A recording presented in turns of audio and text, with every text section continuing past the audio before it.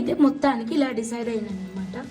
ఎప్పుడు కస్టమర్ దగ్గర ఆర్డర్ తీసుకొని కస్టమైజ్ చేసి ఇచ్చే బదులు మనమే ఒక డిజైన్ క్వాంటిటీలో చేసి వాళ్ళకి చక్కగా తొందరగా డిస్పాచ్ ఇద్దాము అని చెప్పేసి ఇలా సొంతంగా ఏదో కొంచెం బుర్ర ఉపయోగించి మేకింగ్ అయితే ఇచ్చాను. నచ్చితే అందరూ ఒక చిన్న లైక్ చేయండి. స్వరోస్కి పర్ల్స్ అండి.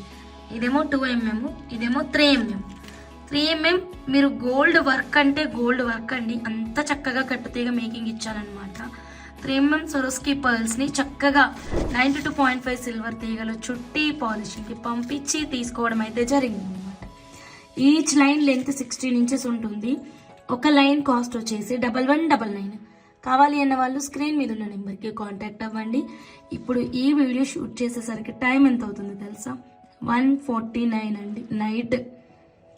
ఓకే, ఇప్పుడు ఈ షూటింగ్ అంతా కంప్లీట్ అయిన తర్వాత మళ్ళీ నేను కట్టుతీగ మేకింగ్స్ కస్టమర్ ఆర్డర్స్ చేసుకొని నిద్రపోవాలి.